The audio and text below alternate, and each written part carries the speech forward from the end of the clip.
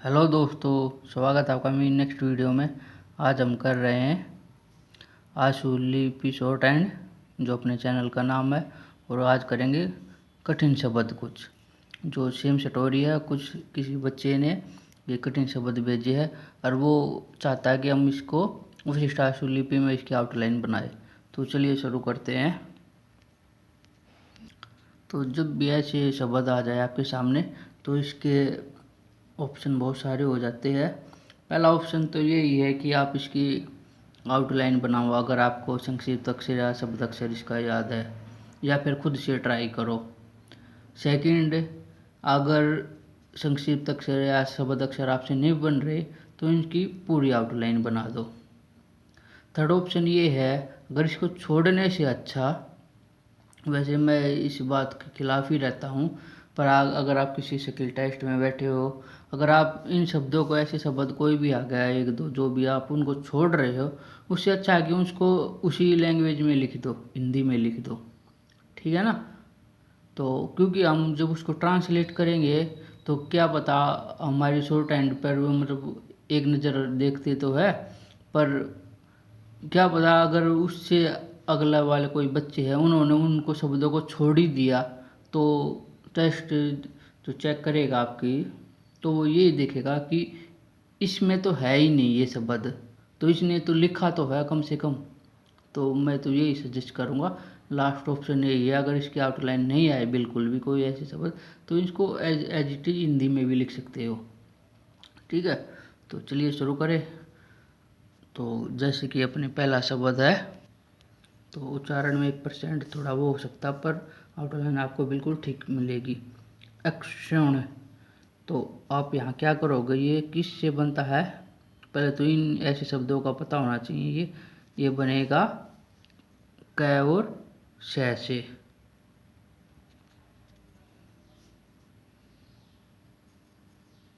गद्दा क और श। आई होप अब आपको अक्षर साफ दिख रहे होंगे, फोकस जा रहा था बार बार। तो हम इसमें क्या बनाएंगे, ये क की आउटलाइन, क में ये से की व्यर्थ और ये न और न का हुक। क्योंकि न और न की सेम आउटलाइन रहती है, ये आपको पता है ना, इसलिए मैंने न बोला है। तो न बोलो या न, बात एक ही है। और यहाँ पर आप ए का स्वर जरूर दो, जिससे आपको रीड करने में आसानी होगी। और ये वाला स्वर भी लगा दो। फिर उसके बाद है, जो बच्चे ने शब्द दी है मैं एज इट इज बना रहा हूँ। तो ये शब्द है पुण्य पूरित।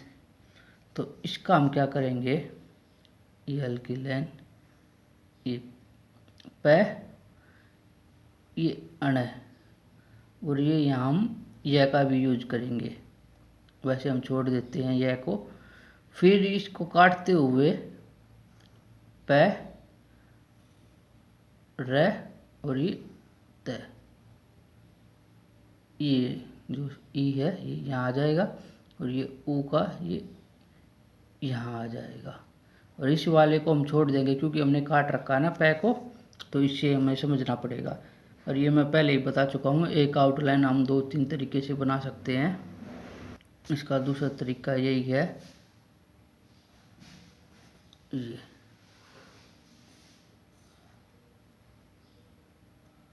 आप यह को सभी स्किप कर दो।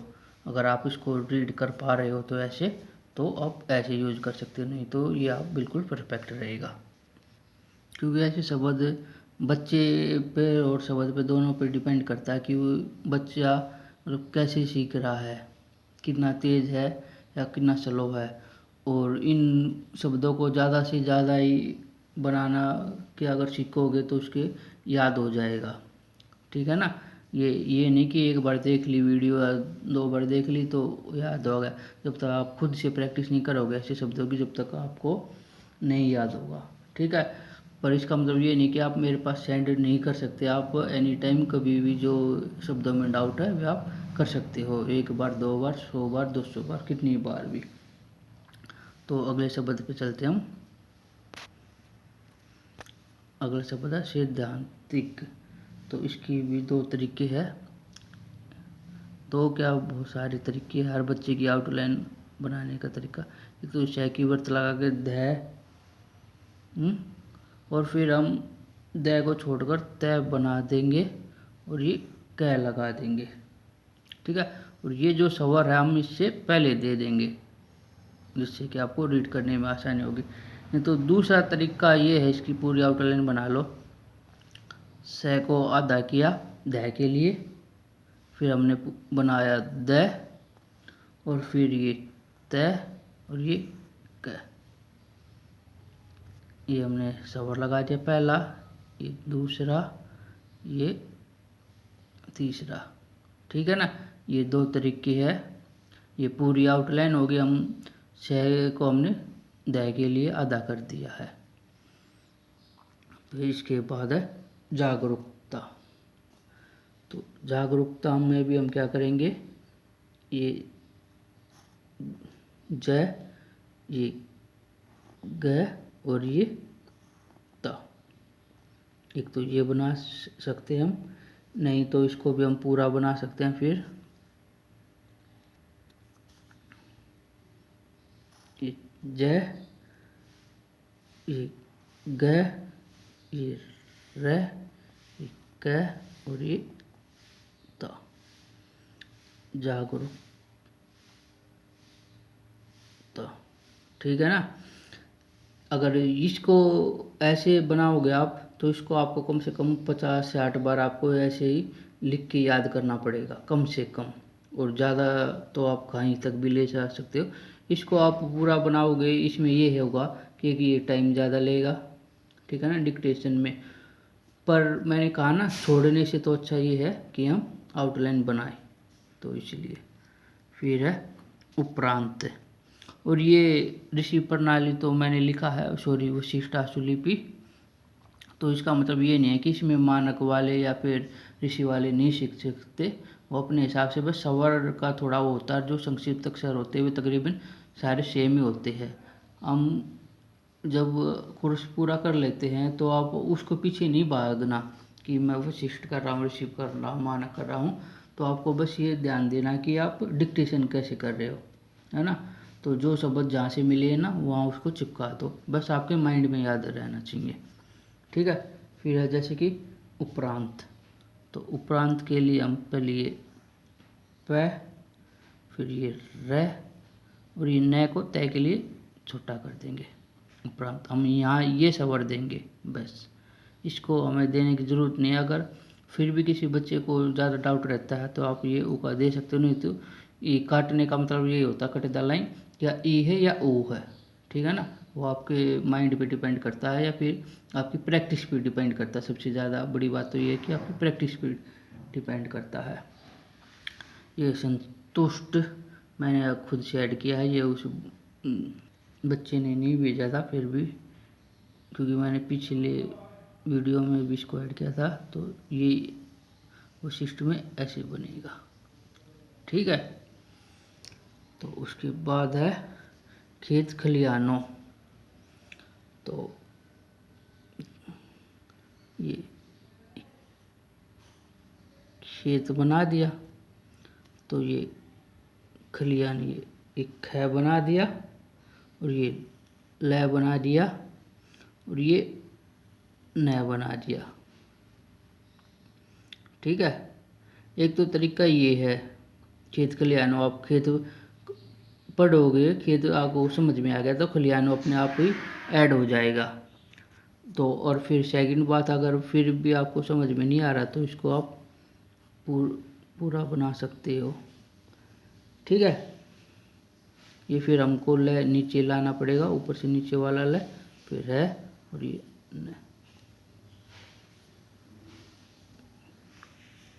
आई थिंक ये मैंने मानक में बना दिया। वशिष्ठ में क्या होगा, बस ज़्यादा वो फर्क नहीं है। ये है, ये ऐसे आ जाएगा तय, ठीक है, और सेम रहेगा। तो यही फ़र्क है, इसमें ज़्यादा फर्क नहीं है। ये वशिष्ठ और ऋषि दोनों में हो गया, ये मानक में हो गया, मानक आशुलिपि। तो उसके बाद है आध्यात्मिकता। तो आध्यात्मिकता में हम क्या करेंगे, हम ये अध्याय बना देंगे। अध्याय बनाकर हम पहले इसको मैं को आधा कर देंगे तय के लिए, फिर क और ता, इसमें हम सवर लगा देंगे। एक ये तरीका है, नहीं तो फिर दूसरा तरीका तो ये है, आप इसकी पूरी आउटलाइन बना लो।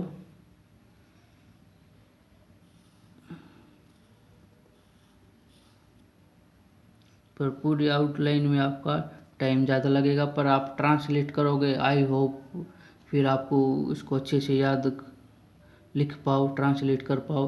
क्या पता आप शॉर्ट लिखो तो उसमें आप इसको ना लिख पाओ, तो वो आप पे डिपेंड करता है। इस चीज़ में आपको खुद डिसाइड करना पड़ेगा, ठीक है। तो फिर है ये स्वतंत्रता है। तो देख, जैसे हम स्वतंत्रता और स्वतंत्र की आउटलाइन ये है, ठीक है। पर इसमें ये ऐड कर रखा है, तो हम इसको ऐसे बना सकते हैं, ये ऊपर से हम नया चाहे तो लगा सकते, नहीं तो उसको स्किप करोगे। इसमें आप सीधा यहाँ ये ऐड कर सकते हो, ठीक है। और एक शब्द आपको और दिखा रहा हूँ, ये खुद की आउटलाइन है, ये वशिष्ठ और मानक दोनों का मिश्रण। क्योंकि तर लगा दिया ना हमने, तो हमने सीधा बना दिया। तीसरी या चौथी ये है, जैसे कि ये स्वतंत्र है, आपको पता है स्वतंत्र की स्वतंत्रता की, तो इसमें आप यह का वैकल्पिक साइन दे दो, ठीक है। ये आई थिंक ये बेस्ट रहेगा, अगर इससे आपको स्वतंत्र और स्वतंत्रता भी याद रहेगा, और यह का जब शब्द दे दोगे, चिन्ह दे दोगे, तो ये भी याद रहेगा। फिर उसके बाद रह गए दो शब्द, सातवत। आई थिंक मैंने कहा था उदाहरण में थोड़ा मिस्टेक हो सकती है, इस सा तो ये है, ये श्री वाला, तो ये सा, और इस से की वर्त, तो ये र, और ये व को हम आधा कर देंगे तय के लिए। क्यों, जब ये किस किस से बनता है, पहले तो आपको ये भी पता होना चाहिए ना। ये अपना बनता है स प्लस र, तो हमने इसको र दिया, ये स की वर्त है, ठीक है। और वह को कर दिया तय के लिए छोटा। फिर है नासिकतावादी, तो ये न, ये स की वर्त, ये तय। एक तो ये तरीका, यहाँ इतना छोड़ दो और इसमें आप वादी लगा दो, और इसके साथ ये, नहीं तो फिर तो लास्ट ऑप्शन क्या बचता है, पूरी आउटलाइन का तय क और ता। यहाँ तो आपको लास्ट में इसको वह को छोटा करके ये लगाना पड़ेगा, और यहाँ आपको इसके स्वरों का भी ध्यान रखना पड़ेगा। फिर ये इसका है, ये यहाँ आ जाएगा, ठीक है, सी का है ना, तो इसलिए ये थे कुछ शब्द। आई होप आपको समझ में आए होंगे। फिर शब्द कम थे पर वीडियो लंबी बन रही है, क्योंकि शब्दों को समझाना भी ज़रूरी है ना, इसलिए। अगर फिर भी किसी शब्द में डाउट रहता है तो आप ज़रूर कमेंट करें, और कोई नए शब्द है तो उसके लिए भी मोस्ट वेलकम।